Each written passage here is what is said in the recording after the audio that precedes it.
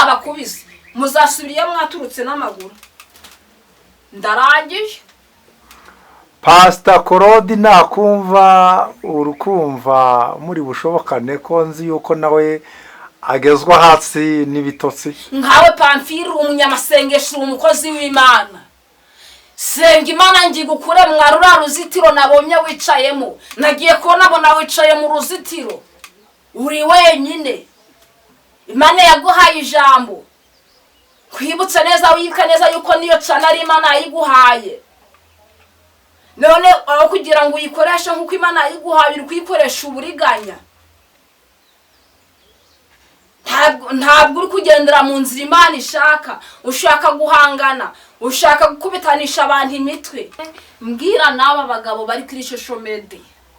Aka kantu ntakibagirwa rwose, reka nkavuge. Mwa bagabo mwe. Ezekiel Juste Pastor Claud. Ntabwo Imana yabahamagariye kwirirwa muri guhanganira kuri social media. Umurimo gurahari go gukora. Nababwiye ngo kuri iyi si Imana hari abapfakazi benshi, hari imfubyi nyinshi. Wajyana iyo kamera warangiza ukayitungaho ukabakorera ubuvugizi Imana ikaguha umugisha. Ibyo kwirirwa muri guhangana, ibyo kwirirwa muri guhanganya, muri gusabanya kuri social media. Ntabwo ibyo Imana yabibatumye. Imana yambwengije kubaca kuri social media kuko mufite akajagari kenshi. Ariya majwi ni ukubeshira Pastor Mutesi nta wabihagazeho muri bariya bose. None si yikinisha ikibazo mfite nanjye ngiye kubaza Ezekiel. Yikinishije muri kumwe. Ariyo mpamvu nshatse kukubwira ijambo rikomeye. Bantera amabuye batantera amabuye. Ako gakungu mufite mu mutwe, ako kajagari mufite mu mutwe kari gutuma munatoroka mukaja mu Buganda. Imana igiye kubakurayo nabi. Irambwira ngo abantu nagenda baha n'amazu. Amazu nagenda baha bagiye barayakoreramo ibyaha runaka. Hari abantu bafite amazu bibye bariganyije mu mafaranga y'abandi. Buryo ukoreye umuntu ubuvugizi ukabona amafaranga waragize ukayikoreshereza ibyaha uba wabyibye. Imana yambwiye ngizanye imfunguzo ije gufunga izo nzu mwagiye murabona mwagiye murariganya. Imana yambwiye ngije kumva ije kuzibaka. Amenyo gari garashiriye kubera kugira ibijumba bya buri munsi. Nta gucibuka ca gitoki c'inkashi waryaga. Iri kibuka cagiye uri kurya igitoki c'inkashi. Iri kubuka cagiye uri gushira ubujumba mu safuriya nabwo wabucebye mu kw'abandi. Uri kubyibuka. Ibuka cagiye mutuye mu musozi. None ubu nutuye mu mujyi wa Kigali. None ubu nutuye muri Amerika. None ubu nutuye mu Burayi. Uri kubyibuka. Imana wayiteye umugongo. Kandi umucyo n'umwana w'intama nzawinjiramo. Nkunda kumva amakuru y'umurwa uri kura hatagera ibyago. Kandi umucyo umwana w'Imana yo umusume nzawinjiramo. Turabashuje bene data bakunzi b'Amakuru y'Ijuru TV aho mwerereye hose. Imana ibahe umugisha. Tugize umugisha wo kongera kubona umukozi w'Imana kuri kamera z'Amakuru y'Ijuru TV. Turabashuhuje rero abari mu Rwanda n'abari muri Amerika, Aziya, Australia, Canada n'ahandi. Mwese umugisha w'Imana bagereho.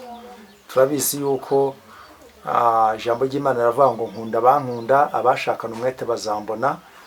Iyo turi imbere ya kamera nta bindi tuba tubagezaho. Ngiye mwumva kuri mikoro za kamera ariko mutambona kuri screen. Nitwa Munyarubuga Vedaste, n'ubundi abeshi muranzi tumuvuga butumwa. Nuko nguko tuvuga ubutumwa Imana iba yaduhaye nuko.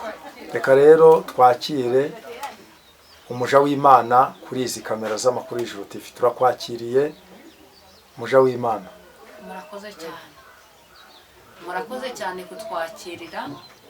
Niyo mpamvu nkunze kubwira abantu mu butayu nta ciza kibaye.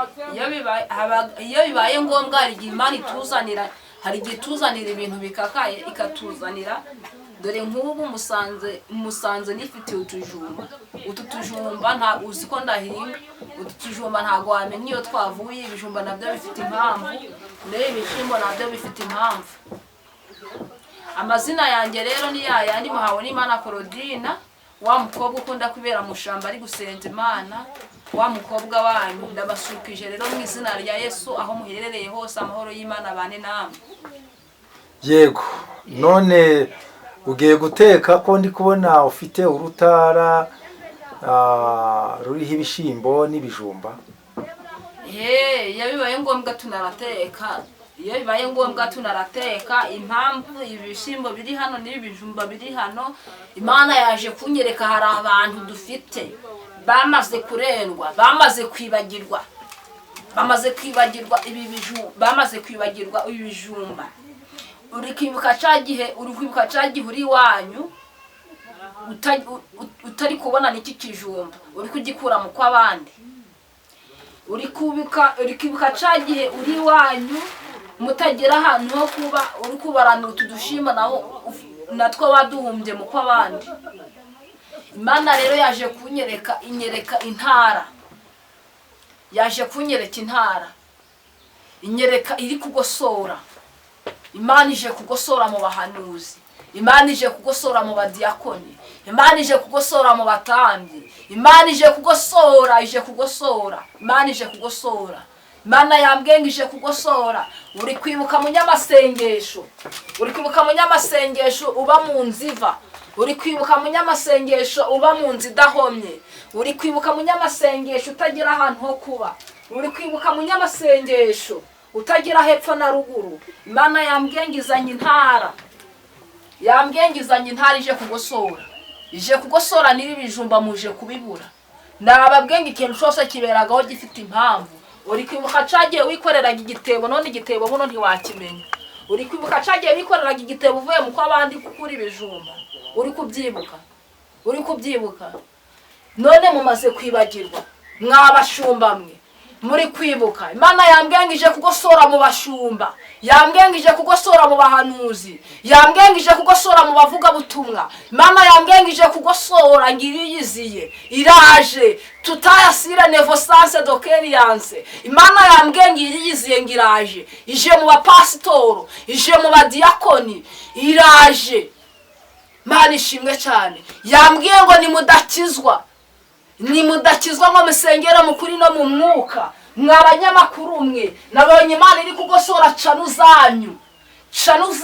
Nabonye Imana ije kuzigosora. Mufite ibinyamakuru bikakaye.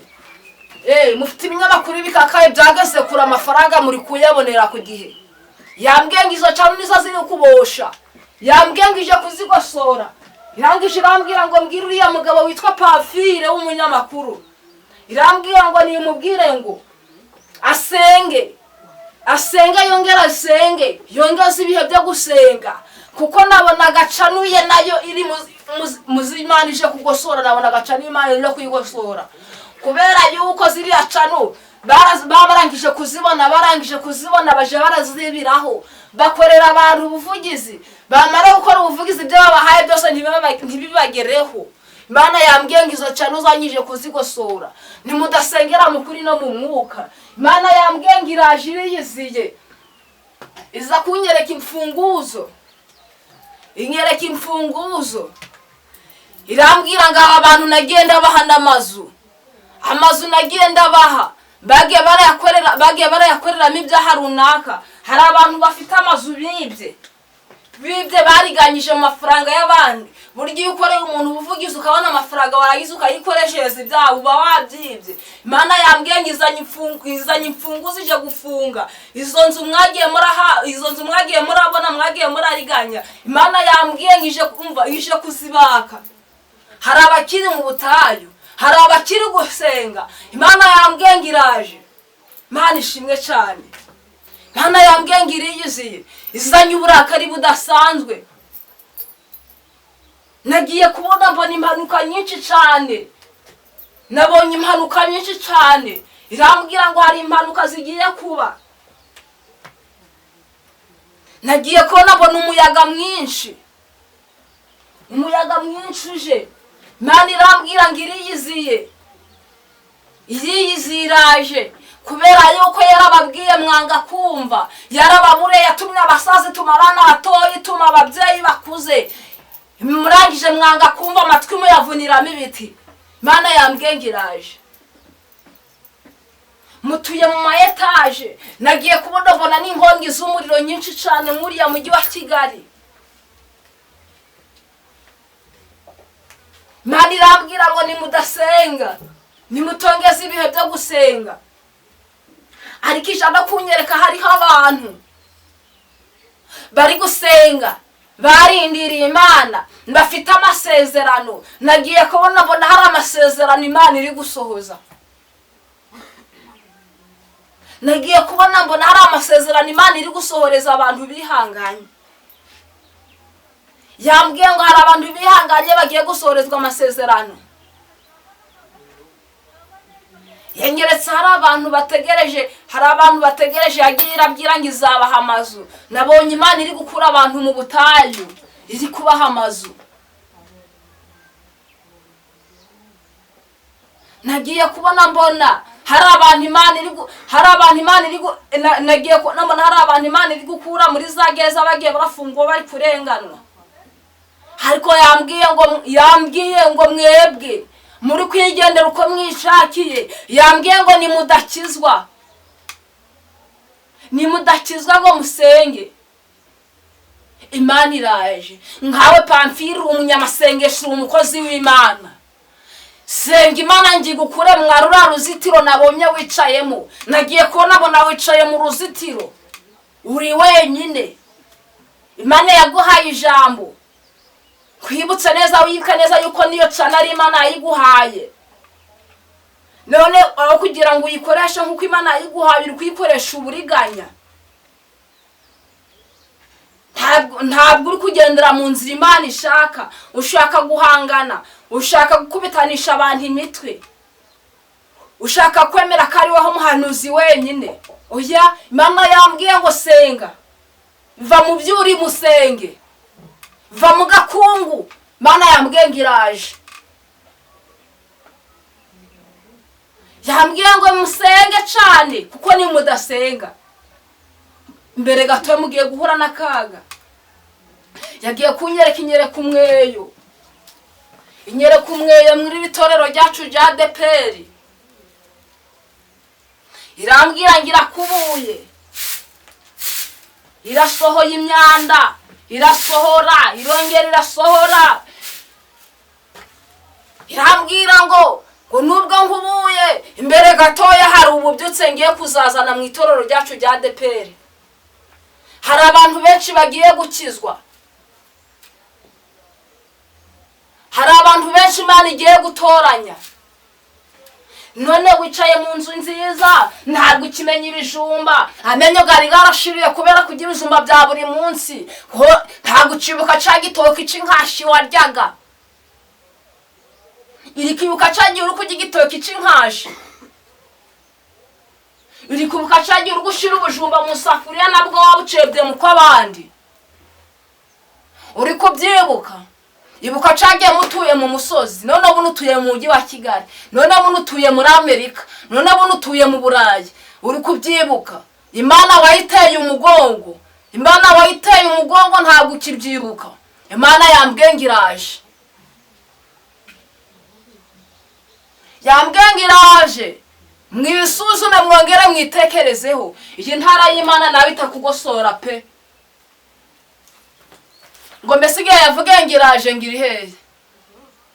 Gigiye yavuge ngo iraje ngiri iraje. Ije guhura nawe. Inzu nayo abayirimo baratijwe, ntabwo ari ahabo. Uri kumva nyine ntabwo umuntu yagutiza. Bigaragara yuko ari bababyeyi wambwiye n'ubundi. Yego. Yego. Aba ni bababyeyi wambwiye yuko ujye ugenda witaho. Merutse kujya kuri TikTok, urubuga rwawe rwa TikTok. Yego. Banarugiyeho bajye baguforowinga, sinzi uko rwitwa. Nimuhawe n'Imana. Yego. Abakoresha TikTok mujyeho mu muforowinge. niho njye nakubonye mbona uri kumwe n'aba babyeyi n'ubundi nasanze n'ubundi muri kumwe ndabona yuko nyine mu rugo rwabo ari ahangaha ni ahangaha bibeye. nabonye mwari muri gusenga musa naho muri ahantu mu butayu. Ndababwira ngo muzi uburyamo bwanje buri mu butayu. Urabizi uzi ko nimukiye hano muri uyu mudugudu mvuye mu Byangabo buriya sinjye kukubesha nta nibanga ririmo nari ndi gusenga numva ijwi riri kumbwira hari akamatera nari mfite naryamagaho aho nimukiye nyine iyo matera narayizanye nyihereza uyu mubyeyi na kamatera gashaje ukuntu niko naryamagaho ubu njyewe nyine nukuyaranje nje ndi umusirikari wo mu butandi umusirikari wa Yesu wogejwe mu maraso n'uyu mupira uvuze ngo ukuremo nakuramo kuko Imana yacu ndayitinya Imana yacu irakora. Ni Imana idasanzwe, ni Imana ihindura ibihe, ni Imana ishobora gukura ministeri mu birakabati ngo genda ufashe bari ababyeyi akabafasha. Mbwira n'aba bagabo bari kuri social media. Aka kantu ntakibagirwa rwose reka nkavuge. Mwa bagabo mwe. Ezekiel Juste Pastor Claud. Ntabwo Imana yabahamagariye kwirirwa muri guhanganira kuri social media. Umurimo gurahari go gukora. Nababwiye ngo kuri iyi si y'Imana hari abapfakazi benshi hari imfubyi nyinshi. Wajyana iyo kamera warangiza ukayitungaho ukabakorera ubuvugizi Imana ikaguha umugisha. Ibyo kwirirwa muri guhanganya muri gusebanya kuri social media ntabwo ibyo Imana yabibatumye. Imana yambwengije kubaca kuri social media ni mudasenga kuko mufite akajagari kenshi mutiriwe muri guhangana menza mutarya. Hari wavuze ngo Pastor Mutesi ngo yabaye ururisho rwanyu kuko menza Pastor Mutesi ari byo kurumenza umuntu wese ufite Pastor Mutesi ajyaga. Kandi reka mbabwire mwabagabo nukuri iyi Mana muri kwifata nka bene wayo umunsi yabakubise muzasubiriye mwaturutse n'amaguru. Ndarangije. Pastor Claud nakumva urukumva muri bushobokane ko nzi yuko nawe agezwa hasi n'ibitotsi.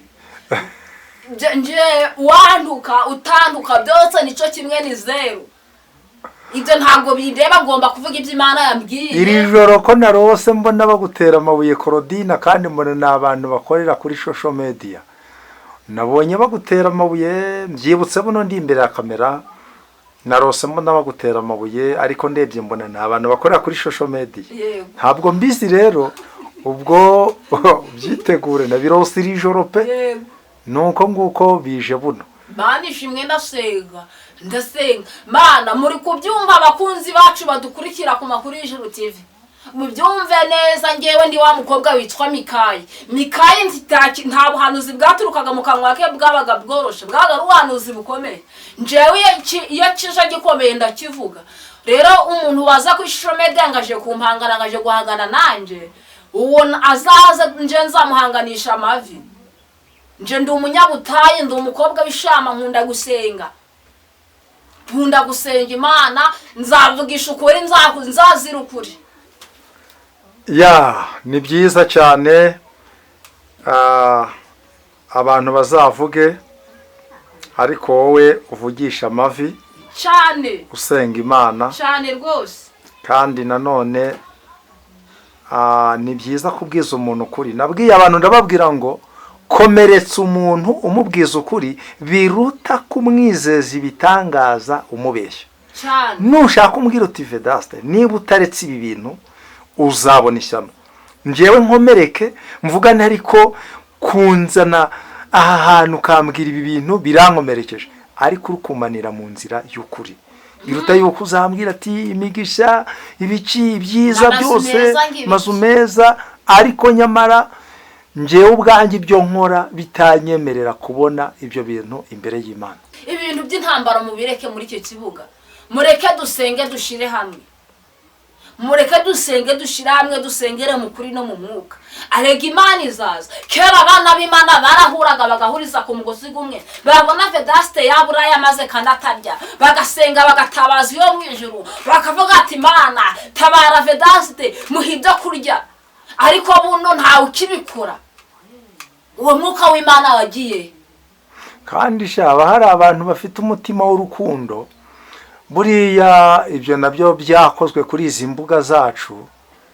Hari abantu bababaye hanze aha, hari abantu bababaye hanze aha, mu by'ukuri nk'uriya muntu Imana yagiriye neza, ko hari abantu bahita bibuka akavuga ati nk'ubu ni urugero utanze, urugero bavuga ati ariko ibijumba wibuke ubirya, n'ubundi nabyo ubihawe kubibona nabyo ari intambara. Agahita avuga ati ariko ndabyibutse ukuntu nari ngiye kuburara, umuntu akanzanira ikiro cy'ibijumba, ati none buno ndi kurya ifiriti, nkarya inyama, nkarya umuceri, nkarya icyo shaka. Agahita avuga ati nanjye nibutsa Imana yankuye, reka ngirire neza bari abantu baciriritse. Ariko ni ukuvuga ngo hari abantu nyine babona izi ntambara z'abantu bakorera kuri YouTube, aho kugira ngo n'ubundi bafashwe nabyo bikabasenya. Ariko nyamara umurimo w'Imana urahari ndetse ukomeye, umurimo urahari mugari, ni ukuri. Kandi ndabizi neza yuko izi mbuga twazikoresheje neza nk'uko Imana ibishaka, Imana natwe yaduha umugisha cyane. Niko bimeze cyane rwose. Nka muri ibyo nibyo ndi kubabwira, ntabwo kuvuga ubutumwa, wavuga ubutumwa nari gufasha umuntu, ubwo si ubutumwa buri kugaragariza Imana yuko uri gukora cyane. Wavuga ubutumwa uri gukorera imfubyi ubuvugizi. None se ikibazo nge nibaza, Pastor Mutesi niwe wabaye ikibazo? Nibaza duhurize hamwe, duhurize ku mugozi gumwe, dusenga Imana turebe ikibazo. Ariko Pastor Mutesi ngo humvikanye amajwi y'ubusambanyi, rero ndumva ubusambanyi ni nkuko bamubeshera, nabwo none se hari uwamufashe ari gusambana? Ndumva wazamukiye aho ngaho, niyo mpamvu nanjye mbivuze gutyo. Nagiye mbibona ba Pastor Claud bumvikana amajwi ngo y'ubusambanyi, ariko nanone nanjye hari ikibazo naje kwibaza, ndavuga nti hari amajwi numvishe Ezekiel asohora avuga ngo Pastor Mutesi ngo yari arimo yikinisha. Ese umuntu yajya kwikinisha akajya kubwira abantu ngo baze gufata kurekodinga ibiki n'ibiki? Ibyo bintu nanjye nabitekerejeho, ndavuga ariko umenye na Pastor Mutesi nawe hari ahantu hari uburyo bamwurira bakamuhimbira n'ibintu bitari ukuri. Ariya majwi ni ukubeshera Pastor Mutesi, ntawe wabihagazeho muri bariya bose. None se yikinisha, ikibazo mfite nanjye ngiye kubaza Ezekiel, yikinishije muri kumwe, ahubwo yagiye gusambana ajya gutumira wenda kamera cyangwa amatelefoni yo gufata record. Ariyo mpamvu nshatse kukubwira ijambo rikomeye, bantera amabuye batantera amabuye, ako gakungu mufite mu mutwe, ako kajagari mufite mu mutwe, kari gutuma munatoroka mukaja mu Buganda, Imana igiye kubakurayo nabi. Kandi sha Ezekiel ngo yari umuhanuzi w'Imana uri mu mutwe. Imana do hano mbonye ikibano, Imana ishimwe do, Imana igiye kubakurayo nabi, igiye kubakurayo nabi. Muri kugenda mukajya mu guhimba inkuru mukazizana kuri izi nkoranyambaga. Oya, Pastor Mutesi yasambanye muri kumwe, Pastor Mutesi yikinishije muri kumwe. Mugabanye amagambo kuri Pastor Mutesi, mufate umwanya mu musengera niba ari ikibazo kuri mwe, niba ari ikibazo kuri mwebwe, mufate umwanya mu musengere, mugabanye amatiku. Arega nashaka n'inshuro 20 mu burenganzira bwe. Ariko sinawe munyabyaha wa mbere ubu. Ntabwo ari wo munyabyaha wa mbere wenyine, namwe ubwanyu wabagenzura wabasengera, wasanga musambana nk'inshuro 20. Koshi mufite akakumva, muracafite akajagari mu mutwe. Ariko Imana izaza, Imana izaza,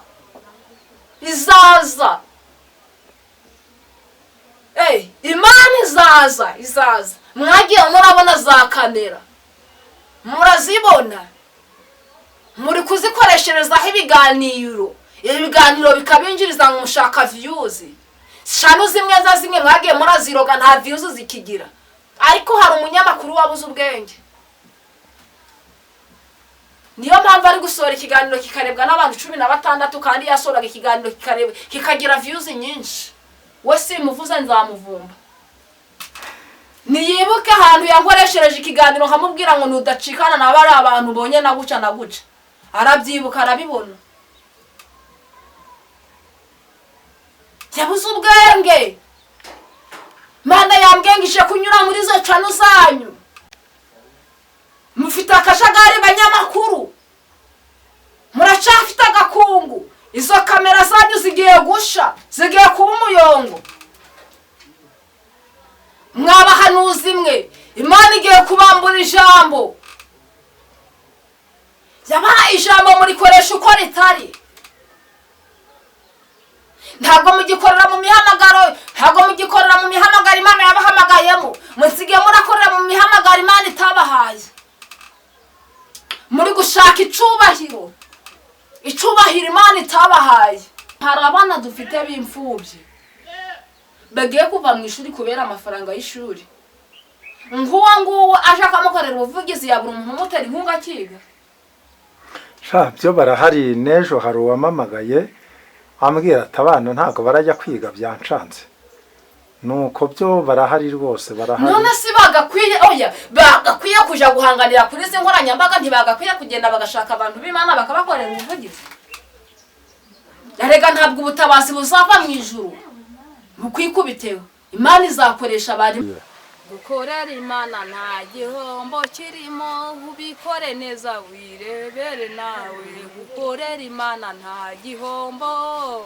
ubikore neza wirebere nawe nukuri munyamasengesho uri umunyamasengesho ngo urakomeye ngo ufite icubahiro n'uwiteka Imana gitanga uyu ni umukobwa narasenze Imana irambwira ngo baragiye bamuzirikira ahantu runaka ngo ntazashake ngo azapfe guca ico ndi kumutangariza nshatse kumubwira ngo nawe agumye asenga yizera Imana hari Imana ibohora n'ukuri ikabohora abakobwa bagashaka uyu nawe yari yarihebye atagira hepfo na ruguru ariko ubu ngubu uko biri muri kubona ko Yesu hari agasura kugenda aramusiga n'ukuri Imana yo mwijuru turi gusengera ngo Imana izamwubakire ntazapfe kuko umurozi yabivuze murakoze cyane Imana yo mwijuru iguha umugisha igukomereza amaboko cani yawe Imana yizamure kandi Imana izayizamura iyo cani yawe izazamuka kuko ntabwo yikorera gahura imanganye hari abagabo Imana igiye guhanagura amarira hari ababyeyi Imana igiye guhanagura amarira hari imfubyi Imana igiye guhanagura amarira nukuri nimukomera abanyamasengesho muri gusengera mukuri no mu mwuka Imana izahanagura amarira hari abantu bicaye mu bintu bitari ibyabo muhumure abanyamasengesho hari abantu batwicariye mu byacu igihe kizagera natwe twicare tujye duhage igihe badusuzuguriye Imana igiye kuduhanagura amarira Imana ishimwe cyane murakoze yego urakoze cyane nawe Imana iguha umugisha senga Imana yishimira ko ibanye natwe muri uyu mwanya Mana data wa twese nyaguhora ku ngoma Mana turagushimye Mana turakunezerewe uri Imana yihagije uri Imana ifite imbaraga n'ubutware ndasenze nyaguhora ku ngoma Imana bana natwe nyiribihe girira neza abantu bazakurikirana iki kiganiro uzabahereza umugisha uzagikurikirana akakirangiza wese uzamuhereza umugisha uzamukomereza amaboko kubera yuko ushoboye byose izina ryawe nirihabwa icubahiro senge n'aba bagabo bahe agakiza ubahe guhinduka Mana kubera yuko ushoboye byose izina ryawe nirihabwa icubahiro urakoze nagora ku ngoma Imana urakoze ko wabanye natwe kandi urakoze ko wabyumvishe ku bwa Yesu amen.